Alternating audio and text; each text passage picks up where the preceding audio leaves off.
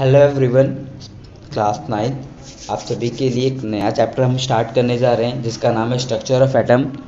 पूरी कोशिश करेंगे कि चैप्टर एक ही वीडियो में हमारा ख़त्म हो जाए, बट आपको इसके में केवल एक काम ही यहाँ पे ये करना है कि ध्यान से बातों को सुनना है क्योंकि थोड़ा सा छोटा लिखा हुआ आई थिंक। और दूसरी बात यहाँ पे ये है कि सुन के अगर चीज़ों को खुद से लिखेंगे तो बढ़िया है। और ये नोट्स मैं आपको ऑलरेडी प्रोवाइड करवा चुका हूँ। जिनको ये नोट्स नहीं मिला है, जिस नोट्स में अभी पढ़ा रहा हूँ वो नोट्स आप मुझसे ले सकते हैं PDF फॉर्म में।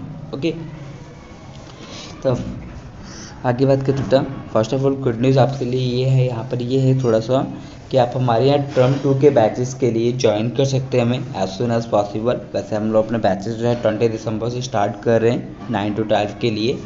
तो आपके फ्रेंड सर्कल में जो भी हैं 9 to 12 के लिए आप उनको इन्फॉर्म कर सकते हैं। यहाँ पे आपको इसमें कॉन्टैक्ट नंबर मेरा अवेलेबल है, जो भी डाउट्स इसके रिगार्डिंग पूछ सकते हो या फिर किसी भी चीज़ के रिगार्डिंग अगर डाउट्स है तो आप उससे पूछ सकते हैं।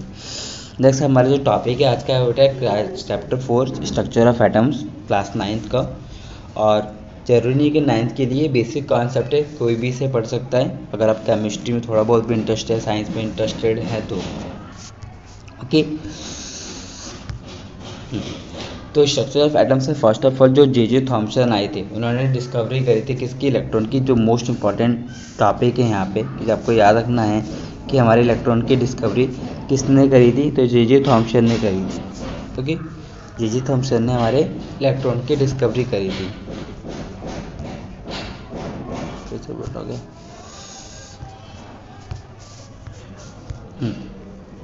जे थॉमसन ने इलेक्ट्रॉन की डिस्कवरी करी थी। मोस्ट इंपॉर्टेंट चीज़ आपको याद रखना है यहाँ पे। आगे बोला गया कि उन्होंने इलेक्ट्रॉन की डिस्कवरी कैसे करी थी। हुआ ये था कि उन्होंने एक ट्यूब लिया, एक अपना पैटर्न ड्रॉ किया, मतलब कि एक एक्सपेरिमेंट परफॉर्म करके उन्होंने देखा। उन्होंने एक्सपेरिमेंट के दौरान क्या किया कि एक सर्किट लिया, उस सर्किट में क्या था कि 1000 kV की आपकी वोल्ट लगाई। तो मेरा इतना मोटा ब्रश चलता है ना, हर बार मुझे चूज़ करना पड़ता है। 1000 kV के वोल्ट लगाया और उन्होंने कैथोड रेज को यहाँ पे क्या किया, पास करना स्टार्ट किया एक टनल से एक एंड पॉइंट से दूसरे एंड पॉइंट तक। तो एक जिस तरफ से उन्होंने कैथोड रेज को पास करना स्टार्ट किया तो वहाँ पे क्या थे, हमारे नेगेटिव चार्जेस वाले वायर कनेक्टेड थे। और जिस तरफ वो जा रहे थे तो उस तरफ हमारा क्या था, पॉजिटिव था, एनोड था। वहाँ पे क्या था, एक स्क्रीन भी उन्होंने अटैच कर रखी थी। इंपॉर्टेंट याद रखिएगा कि फ्लोरोसेंट स्क्रीन थी। फ्लोरोसेंट वैसे होता क्या है यहाँ पे, फ्लोरोसेंट होता है कि कैसे स्क्रीन जब इस पर लाइट पड़ेगी, कोई भी चीज़ गिरेगी, स्पेशली जब लाइट इसके ऊपर पड़ेगा गिरेगा तो बदले में वो और ज़्यादा लाइट बाहर की तरफ निकालेगा, उसको बोलते हैं फ्लोरोसेंट। जिसका एक एग्जांपल आप देख सकते हो कि जो आपके गाड़ियों पे स्टिकर्स लगाए जाते हैं, फिर जो रोडों पे स्टिकर्स लगाए जाते हैं वो ज़्यादा येलो कलर के लगाए जाते हैं। ऐसा इसलिए क्योंकि येलो कलर की जो स्ट्रिप्स होती हैं वो फ्लोरोसेंट स्ट्रिप्स होती हैं। ठीक है, उनकी खासियत क्या होती है कि जैसे उसकी गाड़ी की कोई लाइट उस पर रात में भी गिरेगी ना तो फिर चमकती ज़्यादा येलो वाली, वो फ्लोरोसेंट तरह की बनाई जाती है स्पेशल तरीके। वहाँ पे यही होता है कि चमकती क्यों, क्योंकि वो फ्लोरोसेंट होती है। तो यहाँ पे क्या था कि उन्होंने ऐसे रेज को पास आउट किया। ठीक है, सॉरी, कैथोड था एक तरफ से एनोड था, तो रेज को पहले पास आउट नहीं किया, इन्होंने इलेक्ट्रॉन को पास आउट किया। तो इलेक्ट्रॉन तो एक्चुअली इन्होंने पास आउट किया नहीं था, मतलब डिस्कवरी कर रहे थे। ठीक है, यहाँ पे जो पास आउट हो रहा है थोड़ा ध्यान से देखिए सभी लोग।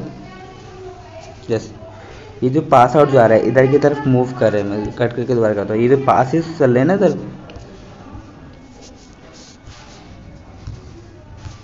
थोड़ा ध्यान से समझिएगा।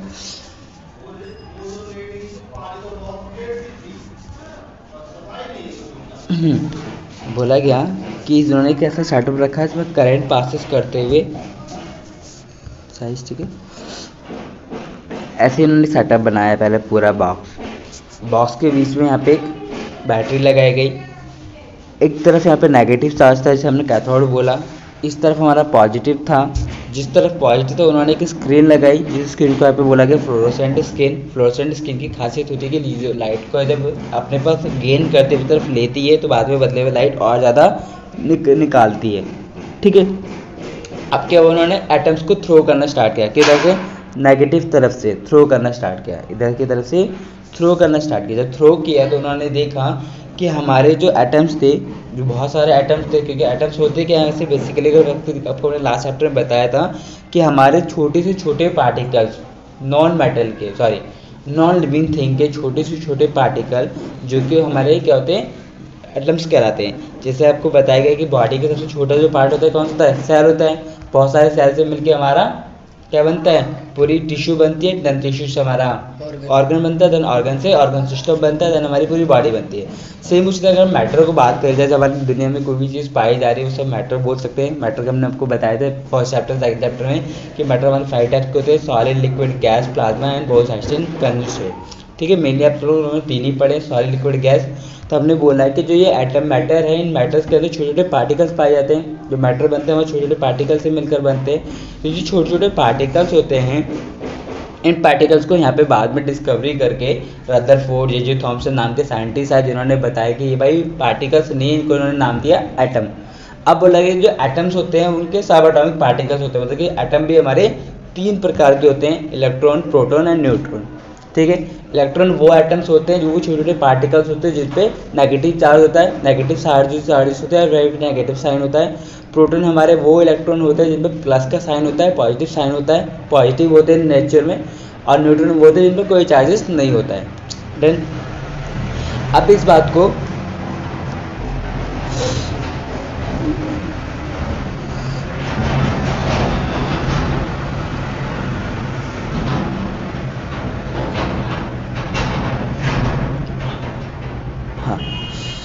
अब इस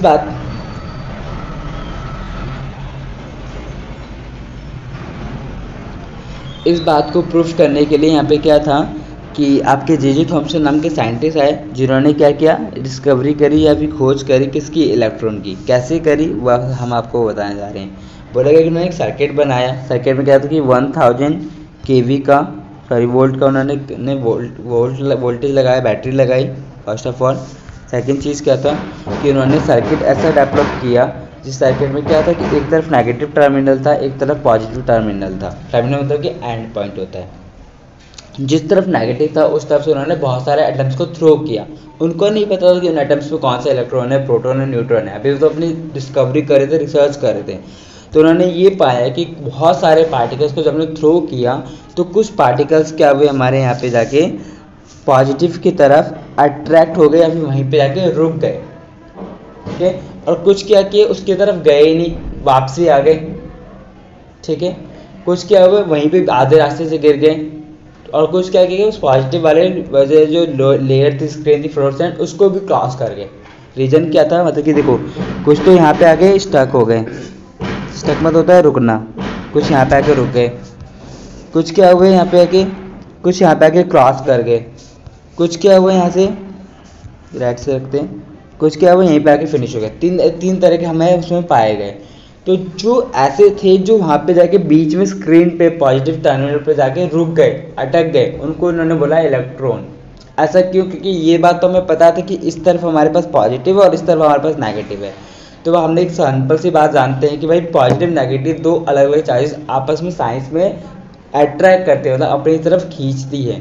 तो ये कंफर्म है कि जब हमने इधर से थ्रो किया और उधर पॉजिटिव की तरफ से अट्रैक्ट कर लिया, जिसने जो पॉजिटिव की तरफ अट्रैक्ट हो गया, मीन्स वो यहाँ पे कैसा था, हमारा नेगेटिव था। क्योंकि भाई हमने पढ़ा ना कि पॉजिटिव नेगेटिव एक दूसरे को अट्रैक्ट करते हैं। तो इस बात पे उन्होंने कहा कि जो कुछ हमने एटम्स थ्रो किया उसमें कुछ इलेक्ट्रॉन्स थे, और वो इलेक्ट्रॉन जो थे हमारे उनको उन्होंने साइन दिया नेगेटिव। क्यों, क्योंकि वो पॉजिटिव की तरफ क्या हो रहे थे, अट्रैक्ट हो रहे थे, उनसे बाइंड हो रहे थे इजीली, वहाँ जाके चिपक गए। तो इस तरह उन्होंने बताया कि जो हमारे एटम्स होते हैं उनमें एक एटम होता है, उसका पार्टिकल होता है हमारा इलेक्ट्रॉन। मैंने इतनी बात, चलो। तो जब उन्होंने यहाँ पे कुछ रेज भी उन्होंने ट्रांसफ़र करी, जब इलेक्ट्रॉन उन्होंने थ्रो किया था तो उस दौरान उन्होंने यहाँ पे एक कैथोड रेज भी निकाली थी। कैथोड रेज मतलब कि लाइटें, छोटी छोटी सी रोशनी। उसकी कुछ खासियत थी, वो जो रेज थी वो क्या थी, हमारी नेगेटिव चार्जेस थे, वो नेगेटिव था, इसलिए उधर जाके क्या हुआ, पॉजिटिव में बाइंड हो गया। सेकंड बोला गया वो हमारी स्ट्रेट लाइन थी, सीधा सीधा चलती चलेगी, क्योंकि हमने एक और प्रॉपर्टी पढ़ी है कि लाइट की या फिर रेज की कि हमेशा स्ट्रेट चलती है। ऐसा नहीं कि लाइट कभी दाएं बाएं लेफ्ट राइट मुड़ते हुए आती है, ऐसा कभी भी नहीं। अगर मुड़ेगी तो उसके पीछे एक अलग रूल होता है, रिफ्रैक्शन और रिफ्लेक्शन वाला, वही एक अलग कहानी है। नेक्स्ट बोला गया कि उन जो रेज थे, वो जो चार्जेस थे, उनमें क्या थे, काइनेटिक एनर्जी थी। हमने पढ़ा कि अगर कोई भी चीज़ मूव करती है कंटिन्यू तो हमारी क्या होती है, उसमें काइनेटिक एनर्जी होती है, और रेस्ट पे होती है तो हमारी पोटेंशियल एनर्जी होती है। देन वो जो हमारे से चार्जेस थे या फिर जो रेज थे वो क्या थे, छोटे छोटे एटम्स या स्मॉल पार्टिकल से मिलकर बने थे, डन। आगे बोला गया कि they are deflect toward the positive plates. ध्यान रखिए ये बेटा कि पॉजिटिव की तरफ क्या हो रहे थे, डिफ्लेक्ट हो रहे थे, मतलब कि उसकी तरफ अट्रैक्ट हो रहे थे। देन नेक्स्ट बोलेगा they are the deflected in the magnetic field. और क्योंकि हमने यहाँ पे कुछ मैग्नेटिक फील्ड भी लगाई थी, क्योंकि चार्जेस प्रेजेंट हो रहे हैं और रेज आ रहे हैं और साथ में इलेक्ट्रॉन प्रोटॉन भी मतलब कि पॉजिटिव नेगेटिव भी है वहाँ पे, तो क्या है कि मैग्नेटिक फील्ड बन जाते हैं। मैग्नेटिक फील्ड कब बनती है, मैग्नेटिक मतलब कि जो मैग्नेट की तरह बिहेव करेगा, कब करेगा, जब हमारे पास करंट भी होगा और पॉजिटिव नेगेटिव भी होगा वहाँ पे एक सर्किट के अंदर, एक बॉक्स के अंदर, तो हमारे वहाँ पे एक प्रकार से मैग्नेट बन जाएगा। तो मैंने बोला वहाँ पे क्या होगा, मैग्नेटिक फील्ड जनरेट हो रही है, क्रिएट हो रही है। देन आगे बोला जाएगा दे प्रोड्यूस फ्लोरोसेंट। जब वो स्क्रीन पे टकराई, फ्लोरोसेंट स्क्रीन पे, तो उन्होंने कहा कि फ्लोरोसेंट हुए। क्यों फ्लोरोसेंट हुए, क्योंकि भाई फ्लोरोसेंट स्क्रीन का ये खासियत होती है कि वो आपका जब भी उसके ऊपर लाइट पड़ेगी तो क्या करेगी, लाइट को एमिट करेगी, जितनी पड़ेगी। अगर वो 10 ग्राम लाइट उस पर गिर रही है तो 20 ग्राम बल्कि में रिटर्न आएगी, ये कन्फर्म है। 10 से बढ़कर ही आएगी जब भी आएगी। जब वो लाइट निकली उस पर टकराने के बाद स्क्रीन पर लाइट जब निकली तो वहाँ पे क्या हुआ, एक्सरे वाली लाइटें निकली। रेज जब आप पढ़ोगे आगे चल के बड़ी क्लास में, वहाँ पे आपको पढ़ने को मिलेगा कि लाइटें बहुत प्रकार की होती है, एक्स रे, वाई रे, जेड रे, गामा रे, अल्फा रे, बहुत सारे प्रकार की लाइटें होती हैं। डन यहाँ तक। तो इस तरीके से आपके जे थॉमसन ने इलेक्ट्रॉन की डिस्कवरी करी थी।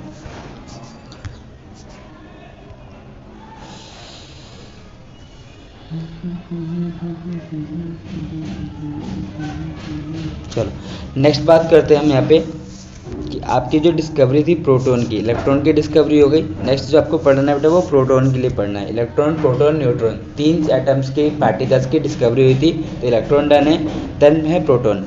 प्रोटॉन की डिस्कवरी किसने करी थी, ई गोल्डस्टीन नाम के साइंटिस्ट थे, उन्होंने करी थी। इंपॉर्टेंट चीज़ यहाँ पे क्या है कि आपको साइंटिस्टों का नाम पता होना चाहिए कि किसने किस उसको डिस्कवरी करी।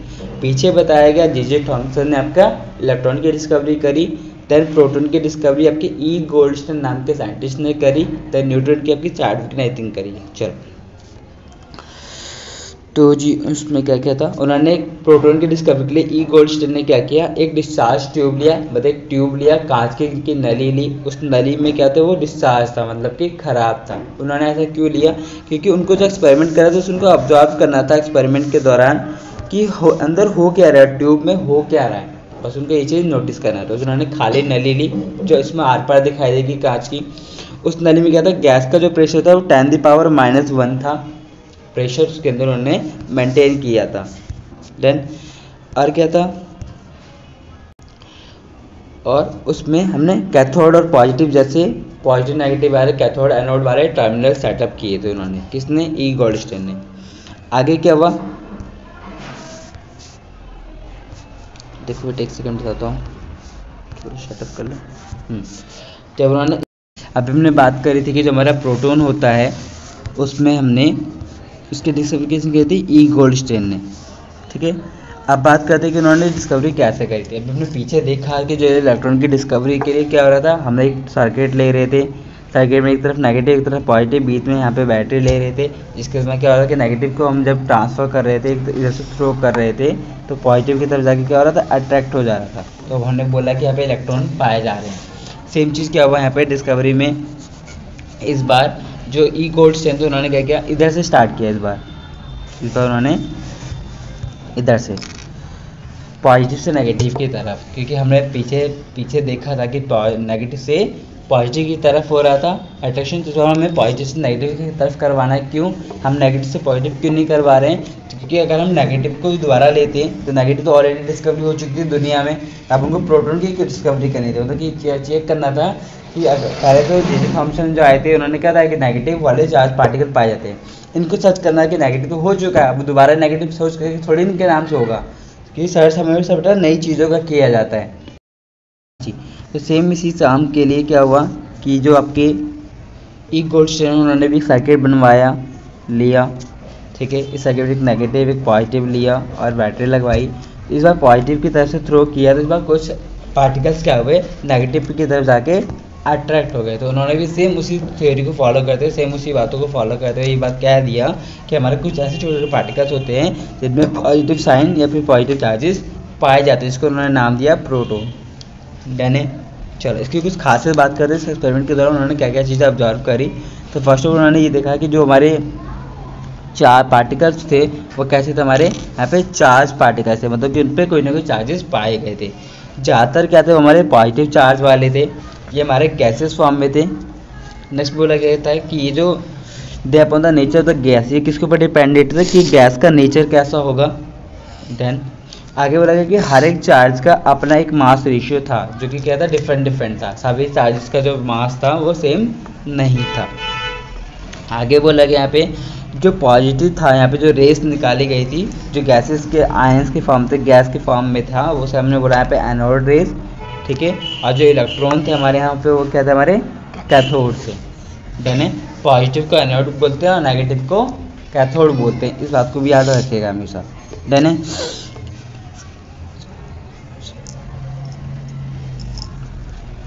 आगे बात करते हैं।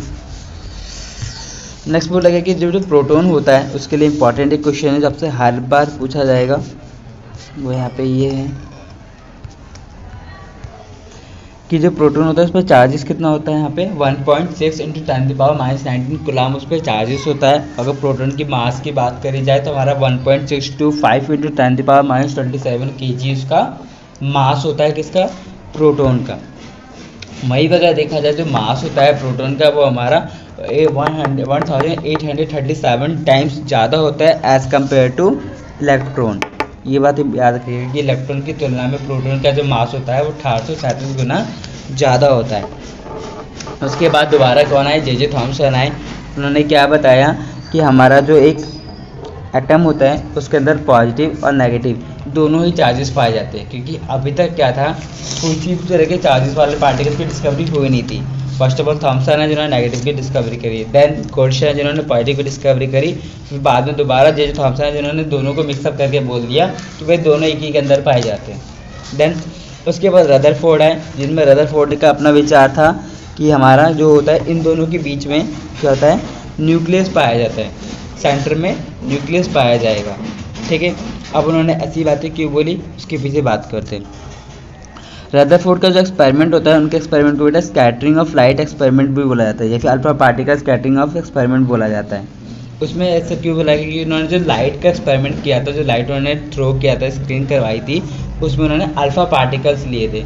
अल्फा पार्टिकल्स किसका लिया था, रेडियम का लिया था, ठीक है। रेडियम हमारा एक प्रकार का ऐसा एलिमेंट है जो कि क्या है, रेडियो एक्टिव है। रेडियो एक्टिव ऐसे एलिमेंट होते हैं जो कि क्या करेंगे, लाइट को एमिट करते हैं, मतलब कि लाइट बाहर की तरफ निकालते हैं, कंटिन्यू रेडियो एक्टिव लाइट्स निकालते हैं, मतलब ऐसी लाइटें जो कि क्या करेंगे, हमारे लिविंग ऑर्गेनिज्म को हार्म्स करेंगे। ओके चलिए, तो इन्होंने एक्सपेरिमेंट के दौरान क्या था, उन्होंने जिसके ऊपर एक्सपेरिमेंट किया था वो हमारा क्या था, हीलियम को उन्होंने लेकर एक्सपेरिमेंट किया था। हीलियम हमारा एक प्रकार का एलिमेंट होता है। एक्सपेरिमेंट उन्होंने सेटअप कैसे लगाया था, आपके लिए ड्रॉ कर देता हूँ दोबारा से। उन्होंने एक तरफ रेडियम लिया, उस रेडियम से लाइटें निकल रही थी क्योंकि रेडियो एक्टिव थी, वो जो लाइटें निकल रही थी कैसी थी, अल्फ़ा लाइटें थी। ऐसे लिखने का, अल्फ़ा लिखने का तरीका होता है ये, तो आपको क्रॉस नज़र आ रहा है। और बीच में उन्होंने एक गोल्ड की फॉइल लगाई।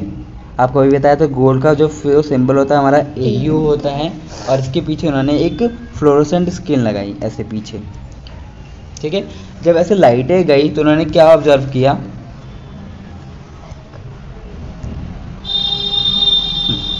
ज़्यादा हो रहा है, तो उन्होंने ऑब्जर्व क्या किया, उन्होंने ये ऑब्जर्व किया कि लाइटें वहाँ पे जाकर इस गोल को क्रॉस करने के बाद क्या हुआ, यहाँ पे आके फैल रही थी, ऐसे ऐसे करके फैल रही थी, ठीक है। उन्होंने ये अपने एक्सपेरिमेंट के दौरान ऑब्जर्व किया, उन्होंने ये पाया। तो ऐसा क्यों हो रहा था, इन सभी चीज़ों के बाद उन्होंने अपने एक थ्योरी दी, अपनी विचार रखे कि ऐसा इसलिए हो रहा है क्योंकि इस पोजीशन पे, यहाँ पे क्या है, सेंटर पे कोई एक न्यूक्लियस पाया जा रहा है जो कि क्या कर रहा है, लाइट को स्कैटर कर दे रहा है। स्कैटर मतलब होता है लाइट को फैला देना है, पाकर लाइट फैल जा रही है ना ऐसे, डन है, ये चीज़ हो रही है। चलो आगे बात करते हैं कि इनके एक्सपेरिमेंट में क्या क्या निष्कर्ष निकला। निष्कर्ष मतलब कि उन्होंने क्या क्या पॉइंट रखे अपने एक्सपेरिमेंट के दौरान। उन्होंने बोला कि हमारे जो 99.9% जो पार्टिकल्स थे अल्फ़ा के, वो हमारे क्या हैं, अनडिवीजन है। अनडिवीजन मतलब कि अपने रास्ते से बदल नहीं रहे, बस ज़्यादा के फिर फैल रहे थे ना, ऐसा नहीं गए और कहीं और मुड़ गए, ऐसा नहीं हो रहा था। आगे बोला गया कि जो हमारे अल्फा पार्टिकल थे वो स्मॉल एंगल के साथ डिफ्रैक्ट हो रहे थे। अगर डिफ्रैक्ट भी हो रहे थे, डिफ्रैक्ट मतलब कि बदलाव भी होता है, स्मॉल होता है, जैसे यहाँ से यहाँ तक, ऐसा नहीं कि ऐसा है तो ऐसे चले गए, ऐसा बिल्कुल नहीं था, बिल्कुल हल्का सा बदलाव हो रहा था।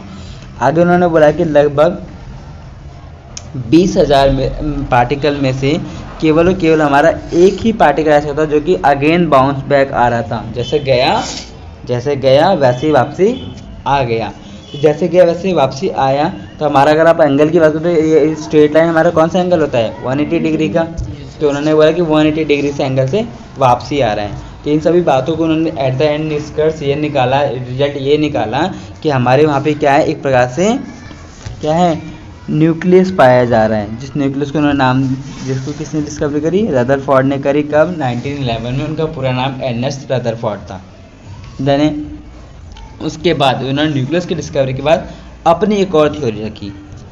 क्या रखी थ्योरी, उनको जो ऑब्जर्वेशन में कोई चीज़ पाया गया, क्या पाया गया, उनकी थ्योरी के एट द एंड तो मैंने इसका बताया था कि उनका ये कहना था कि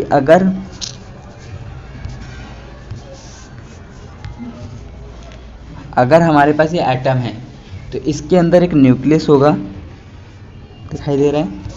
इस न्यूक्लियस के अंदर कुछ हमारे चार्जेस दो तरह के पाए जाएंगे, एक पॉजिटिव वाला और एक हमारा न्यूट्रल वाला, जिसमें कोई चार्जेस नहीं होगा। और जो नेगेटिव वाला होगा इस न्यूक्लियस के चारों तरफ बाहर ऐसे चक्कर लगाएगा। ई से हम इलेक्ट्रॉन नेगेटिव होता था, वो हमने यहाँ पे लिख लिया है। डन है, लो नेगेटिव नेगेटिव नेगेटिव नेगेटिव, ऐसा बोला उन्होंने अपने, सॉरी ये बात तो अपने बोर्ड्स ने रखी थी, छोड़ो ये तो बोर्ड्स का मॉडल हो गया। फिलहाल रदरफोर्ड की बात करते हैं तुम्हारे लिए। तो रदरफोर्ड ने बाद में एक और एक्सपेरिमेंट किया। रदरफोर्ड ने फिर अपना एक मॉडल दिया, मतलब एटम का मॉडल बताया। उन्होंने मॉडल में बताया कि ज़्यादा जगह थी अंदर की क्या थी, खाली थी, एम्प्टी थी। मतलब अगर ये एटम है और इसके अंदर पॉजिटिव नेगेटिव है तो बीच में कोई जगह खाली है।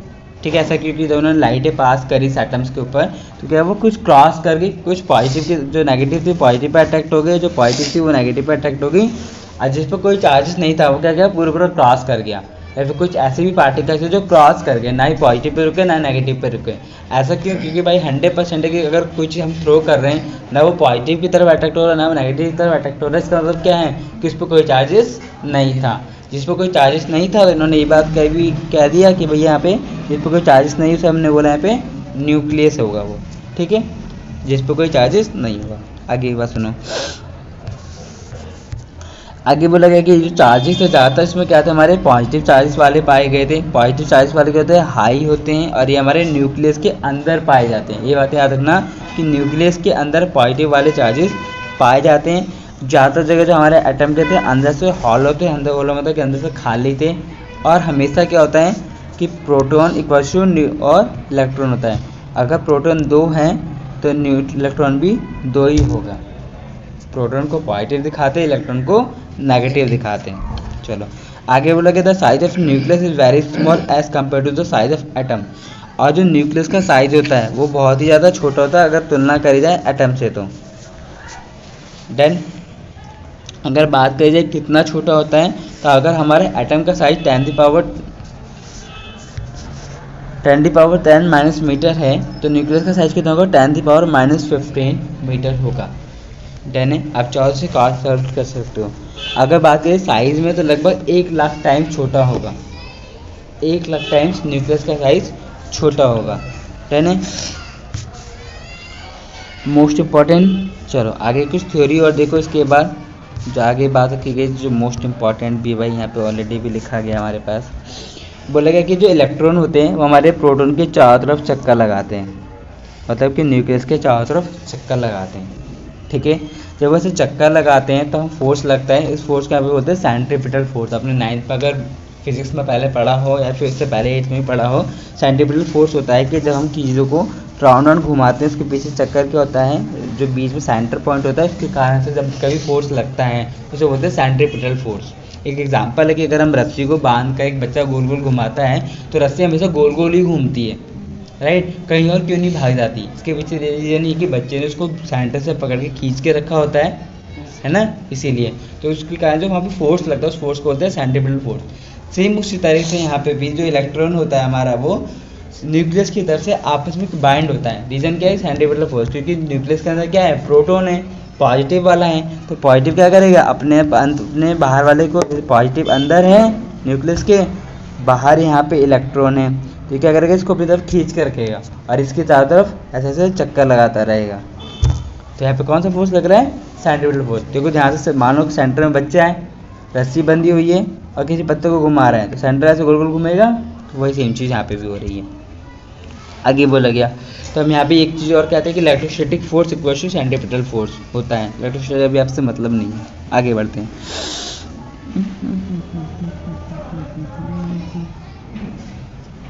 You cannot explain stability of the atoms. Velocity. चलो आगे बात करते थोड़ी सा।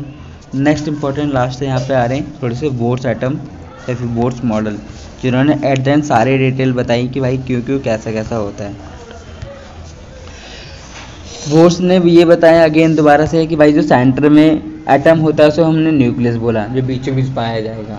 आगे बोला गया कि जो इलेक्ट्रॉन होता है वो सर्कुलर पाथ में चारों तरफ गोल गोल घूमता रहता है सेंटर से न्यूक्लियस के। इतनी बात बोली, बस 2 बातें उन्होंने मेनली बोली थी, बस और कुछ नहीं कहा। फिर उन्होंने ये बोला कि जब हमारा, अगर हम, ये हमारा न्यूक्लियस है, किधर गया भाई, ये हमारा न्यूक्लियस है, सॉरी बहुत मोटा हो गया, ये हमारा न्यूक्लियस है जो कि सेंटर में पाया जा रहा है, इलेक्ट्रॉन्स बाहर पाए जा रहे हैं। तो उन्होंने बताया कि जो बाहर पाए जा रहे हैं ना, इस तरीके से मेनली उन्होंने बताया कि 4 अलग अलग ऑर्बिट हैं या रास्ते हैं, जिसको हमने नंबर दिया 1 2 3 4 देन।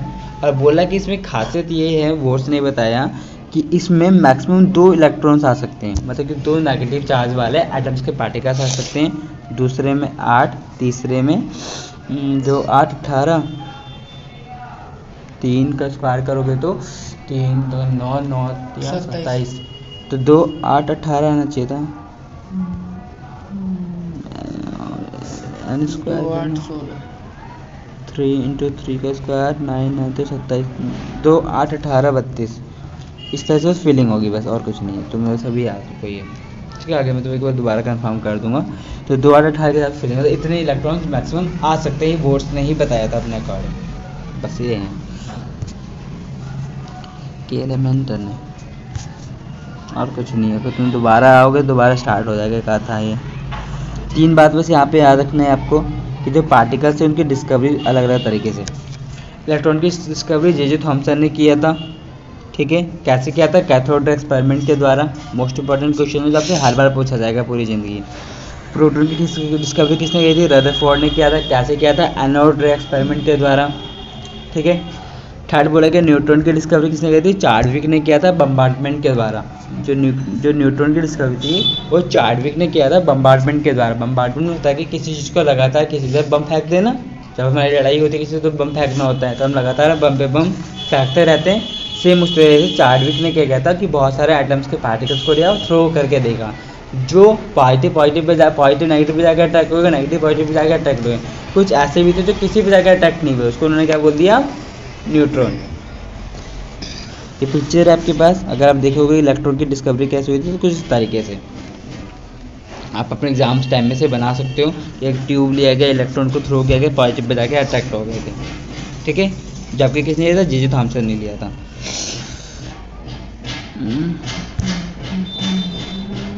फिर एनोड वाला केस जबकि किसने लिया था, जे थॉमसन। नहीं अभी पीछे था ना आपको, कौन था ये, रदरफोर्ड। तो रदरफोर्ड ने भी अगेन ऐसा ट्यूब लिया, हाँ खत्म, ठीक है। रदरफोर्ड ने भी सेम इस तरह से उन्हें ट्यूब लेके परफॉर्म किया था, और कुछ नहीं हुई। चैप्टर ख़त्म करता हूँ फटाफट। एक पॉइंट और याद कर लो यहाँ से, थॉमसन मॉडल बता दिया था ऑलरेडी कि पॉजिटिव नेगेटिव अंदर पाया जाएगा। इसे हटा दो, ये याद रख लो थोड़ा सा कि मास ऑफ इलेक्ट्रॉन कितना होता है, 9.1 × 10⁻⁻28 kg, 7 होना चाहिए था, 28 kg है। मास ऑफ इलेक्ट्रॉन कितना, चार्ज ऑफ इलेक्ट्रॉन कितना होता है, 1.6 × 10⁻⁻19। ध्यान रखना कि इलेक्ट्रॉन पे जो चार्ज होता है वो माइनस में होता है। देन आगे बोलोगे मास ऑफ प्रोटॉन कितना होता है, 1.66 × 10⁻27 केजी होता है किसका, प्रोटॉन का मास। ठीक है भाई, आगे बात सुन लो। प्रोटॉन पे चार्ज कितना होता है, 1.6 × 10⁻19 कूलाम। ध्यान रखो कि चार्जेस तो सेम है दोनों पे, बट अंतर क्या है कि वो माइनस में और ये पॉजिटिव में है। न्यूट्रॉन पे अगर देखा जाए, न्यूट्रॉन का मास होता है 1.675 × 10⁻24 kg होता है, उस पर चार्ज 0 होता है। क्यों चार्ज 0 होता है, क्योंकि इसके अंदर कोई भी चार्जेस होते ही नहीं है। डन है। रदरफोर्ड का एटॉमिक मॉडल ऑलरेडी बता दिया था कि उन्होंने रेडियम लिया, बीच में गोल्ड लिया और फिर फ्लोरेसेंट लिया था, वही फिगर है ये। चाहो तो आप बना सकते हो, और बाकी चीज़ें खत्म। Thank you.